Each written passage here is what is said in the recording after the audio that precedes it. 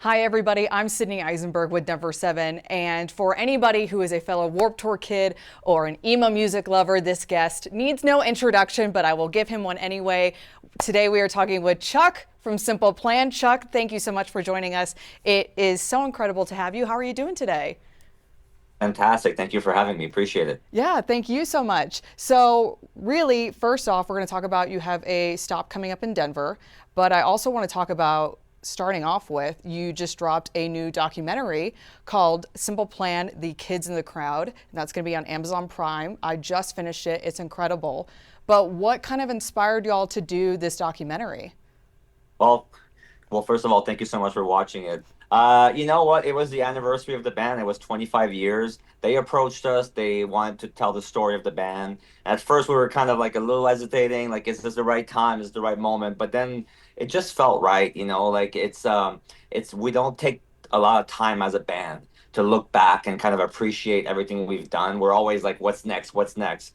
And with this, it gives you a chance to kind of like realize that, oh my God, this has been such a journey, and also kind of take stock of everything that we've accomplished. And we're not the kind of band that likes to kind of brag about this stuff, but it's like we got to live our childhood dream, and we thought maybe the story could be inspiring for people. And as we head on tour and as our shows, kind of very surprisingly and also very amazingly are getting bigger and bigger every year. It just felt like the right time to tell all these new fans like where we come from. And really, y'all started off in a basement in Montreal, and this kind of band is almost very much about brotherhood and family. Can you kind of talk about how y'all have been able to really keep that family element to your band this many years later? Yeah, I think that's one of the key thing about this band. We all met in high school. We literally like, started playing together when we were 13 years old, so it's over 30 years now. Playing with the same guys, which is rare. And I think the reason why the band is still together is because we all come from the same place. We share the same values, and I think we know each other very well. So that makes a big difference. And we wanted to make a movie about that too. So even if you don't care so much about the music or the band, it's a movie about friendship. It's a movie about, like you said, family and kind of resilience, not giving up, and how you make like complex relationship work as adults, because it's not easy to be in a band. You're on a bus, you're sleeping next to each other all the time. There's no break. Like, you don't get to go home. You don't get to clock out and go home. Like when you're on tour, you're constantly together. And also the band, it shapes the friendship, and it puts pressure on it, because when you make decision, it affects everybody's lives now. It's like, okay, we vote to go on tour for 2 months. Well, you don't see your family now. Like when you're 22, you all have that common goal, and it's all you have in the world. You're married to the band. But then as lives gets a bit more complex, that dynamic comes in. So I think the reason why we're all still together is because, first of all, we've learned how to communicate better, and we've learned to kind of be able to respect each other, and also because we have that long-standing friendship. And you've touched on it a bit, but y'all really, in this documentary, what I found refreshing was you were not afraid to touch on the hard subjects. And especially something for you personally was you really talked about how in the beginning of the band you were kicked out and how hard I that was was. on you. And even kind of coming back, rebuilding that relationship with you and Pierre. Can you just kind of talk to me? Why did you feel comfortable sharing that? Why, in general, did you want to share that? And how has that affected the relationship of the band? Right. Yeah, for sure. Well, I mean, it was important for us to make a like, if we were gonna make this project, it had to be honest, it had to be genuine, and the last thing we wanted was to feel like this is just like a PR, like it's like an ad for the band only. There's nothing really heartfelt and honest. So that was the number one thing that we wanted. We wanted to for it to feel like very like genuine. So that was important to talk about these more difficult things. It's not always easy, and there's moments where you're a bit cringe, or you feel like a bit embarrassed to talk about, or you'd rather kind of keep quiet. But we felt like, no, this is gonna make it more interesting, more human, more compelling if we actually tackle them. And like that breakup when I was 17 years old, I mean, it was a life defining moment. This band was everything, was my dream, was all my hopes and dreams were poured into it, and then it gets taken away from you. You learn a lot, and I think it made me a better person. And the reason why the band, like when, because that was our first band that we had together. So when we formed Simple Plan a few years later, I think it's the reason, like what we learned there from that breakup, like is the reason why Simple Plan is still around, because we understood that, hey, there's this red line, and if you cross it, this is what happens. You lose everything you love and you care about. Everything you're passionate about can be taken away. So now we understand. And it was a very, very useful lesson to learn as young teenagers, but it was painful. And also throughout the documentary, you're really highlighted as the driving force of the band and the one who kind of went out and sought these opportunities. Where did you get that drive from, and how do you maintain it? I mean, I think maybe it's something you're kind of born with. I mean, for me, the way that it worked with music is I was never the most talented, like musician. It was hard for me to play drums, but I felt like I wanted it so bad, so badly that I was willing to work harder than anyone else. And I think that's the reason why I was able to make it in music is not because of the talent, it's because of just being just kind of relentless. And when I was a kid, my dad, I have no idea why, but he gave me this kind of, it's a bit of a cheesy self-help book, but it was called like The Magic of Thinking Big. And I read that when I was 14, like starting the band. And, like we were all from Montreal, Canada, like French Canadian, like English, my second language. No other bands from our area had ever really made it. So it didn't really make sense to think that, oh yeah, we're gonna have this career and we're gonna go on to sell millions of records. Like that didn't feel like it should have been in the cards, but for me, it was like, why not? Why not us? Like we can do it, and we just had this profound belief that it was going to happen. There was no plan B. There was no other options. It was like this is going to work. And I think when you're young, you can be that naive, and it kind of helps you to achieve, dreams, because you're like you don't realize that, yeah, like it's like 99.9% impossible, but you only see the 0.1%. And so I don't know, it just came from that, and that's kind of been my role in the band, kind of pushing and always sort of like kind of dragging people along with these crazy dreams and crazy like goals that I always had. And with this movie, it was cool because you're always, my problem in life is being a little bit like on to the next. Like once you do something, like you think it's gonna make you really happy, and then you realize like the goalpost has moved, right? But with this movie, you take like a few moments to actually appreciate, how much we've done and how amazing it's been, and just being kind of learning to be more grateful also for it. And there's definitely a lot of community in your story. You bring on Mark Hoppus from Blink 182, you've got Avril Lavigne, you have Mark McGrath from Sugar Ray, kind of talking about how not just your experience, but pop punk in general and punk in general really encourages community and uplifts each other. Do you think Simple Plan would be where it is today without the help that y'all received in the beginning? No, I don't think so. I mean, I think that's why it was so important to have them in the movie.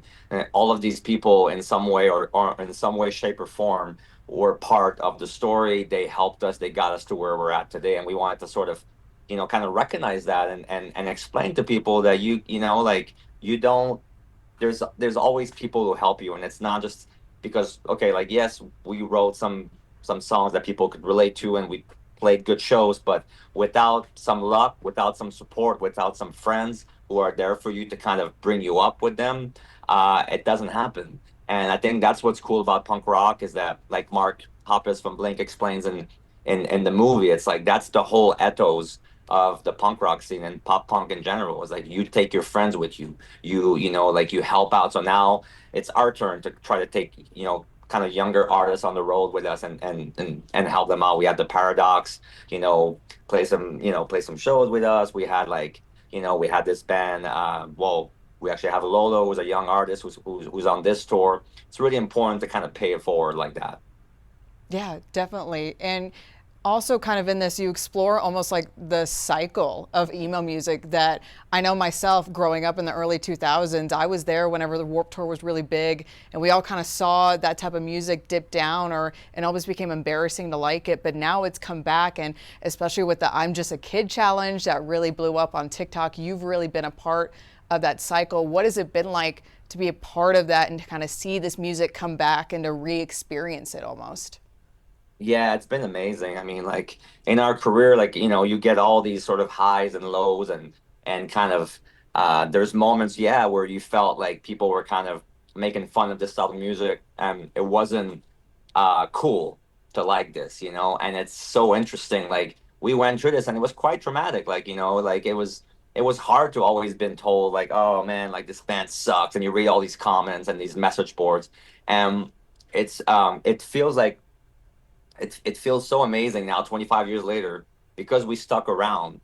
I think there's this kind of newfound respect for the bands that have kind of stuck it out, that are still there, that are still doing it, and people are realizing that back then, like there was a lot of gatekeeping and a lot of crazy. It was such a different mentality than now. I feel it's so much more positive right now. People like you can like metal, and then you can turn and you can listen to pop, and you can listen to like anything, and there's no more rules, whereas in the early late 90s, early 2000, there was so many rules. Like you couldn't like one band if you like, like, it was so rigid. And now it's changing, and I think it's been so cool to see this music kind of surge again and have people. I think it's interesting. It's a lot of people that might have been fans back then that are kind of rediscovering it, and they want to go back to like the more, I guess, maybe simpler years of their lives, and music just brings you back. So it's awesome. There's a bit of nostalgia in there. But then you get all these new kids that were not even born when when the records came out, and they're discovering it thanks to TikTok, thanks to, the I'm Just a Kid challenge, but also just the streaming platform. The music is so accessible now. So people, they're like 15 years old and they're becoming fans. And then one day you can listen to the whole catalog and become a fan. And then they're coming to their first shows. They've never seen the band live. It's been, for us as a band, it's so inspiring. 25 years in, we're still making a first impression on all these people. We still get these new, and now our fans are having kids too, which is wild. And it's like, and some people come up to us and like, oh yeah, like I love you guys. You guys are classic rock. And you're going like, what do you mean? We're not, cannot be classic rock. But I guess to that generation, that's kind of what's happening. Green Day, Blink, us, Good Charlotte, all that is becoming like classic rock for some reason, which is kind of cool. It's cool. My hip now hurts thinking that my childhood music is now classic rock. I Kind of know. with all of these younger bands coming up, do you have any advice for them in terms of making it big nowadays? It's interesting. I mean, the landscape has changed so much. Like when we started out, there was a bit of a more obvious path. It was kind of like, okay, you try to write songs, you try to get signed to a major label or to a label, whatever, and then you hopefully your music gets on the radio or MTV, and that has changed completely. I think it's a lot more democratized now, where you can reach people, but what's difficult is getting people's attention, and because yes, you can make records and they don't cost as much, but there's like 1,000 songs or even more that are being uploaded every single day on Spotify. So how do you stand out? And I think that the key, it's still all about the music. It all comes down to the songs. If you can write something that feels genuine, that feels real, personal, don't try to chase any trends. Don't try to say like, oh, like this is hot right now, I'll do this kind of music. It has to, people know that it comes from the heart. People know that it's, when it's not real, they can feel it. And I think that's one of the thing, knowing who you are as an artist, not trying to be everything to everyone. And I think being able to get out there and be on social media and kind of like have your own style. You don't have to be like everyone on TikTok, but you have to find a way to find your tribe and to reach people that feel the same way that you do, and build this sort of this this big community of people. And I think that's the key, is being yourself. Love it. Well said. Now, y'all are on tour right now. You're going to be in Denver with Bowling for Soup and 303. What are some things that are different in terms of touring now compared to whenever y'all were touring and just starting off? Are there any differences? Are there any nicer amenities nowadays? Well, I mean, this tour, we're playing some of the biggest venues we've ever played in our career. So yeah, the dressing rooms got a lot nicer, I can tell you that, which is nice. The stages are big. I mean, we're bringing on this show, like we're stepping up like the whole production big time. Like it's the biggest stage we ever had. It's like we have video content and these, big inflatables. We never had that stuff when we started out playing in punk rock bands. So like we're trying to bring on a show. Like we know that people out there that when they spend their hard earned money, they want to have a real great night out. So I think building a great package with Bowling for Soup with 303, who are from Colorado, by the way, which I know like big local pride in Denver. So that's important. That's kind of a big difference. There's a lot less partying than they used to be from back in the day. It's like there's it's kind of like now we're doing yoga and we're getting ready and going to bed early, and kind of make sure that we can put on the best show that we can. So that has changed a little bit. We bring the families out as well, and so yeah, just trying to adapt and not be that. You don't have to be that kind of cliche of keeping doing the same thing you've been doing and just trying to evolve. But I think honestly, I think the show it's the best we've ever put on, and we're and it's exciting to see the crowd just keep getting bigger and more diverse. Seeing these young kids are coming, these old fans are coming back. It's so exciting for us, and yeah, it's a lot of fun. Definitely. And, Denver is notoriously a mile high above sea level. What does that do in terms of preparation? Do you do anything different in order to kind of deal with that change in altitude, or is it still just kind of business as usual? We've been training all week for this. No, actually, I mean, you do feel a little bit for sure, like on the first song or two, but we've been doing this for, like 20 years plus now, 25 years with the band. We've played in Denver before. We played in Mexico City. We've played like so we know what it's going to be like. So you kind of just make sure you go to bed a bit early night before, get a lot of water, and just kind of like, just pace yourself on the first, like just to make sure you're okay. But it should be good. Should be all right.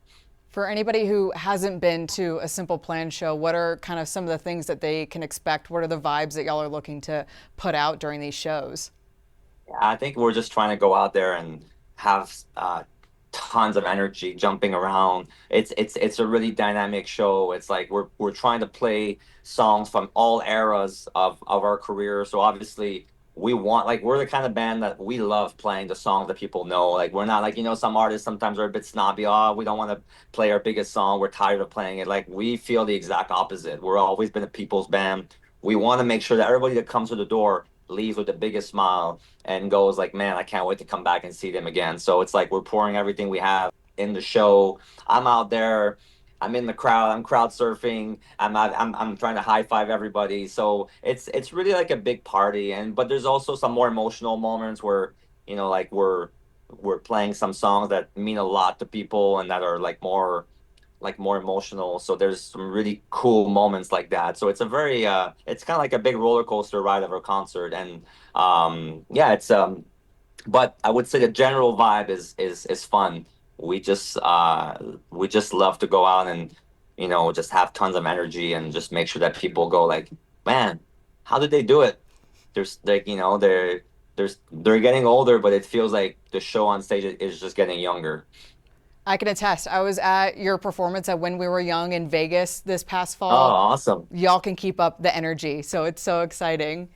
Amazing. Well, thanks for coming, and I hope that you'll be able to make it on Sunday. Yes, for anybody else who would like to come, Simple Plan is playing at the Junkyard in Denver. It's a great show. They have Bowling for Soup and Denver's own 303, so definitely check it out. Chuck, thank you so much for joining us. We really appreciate it.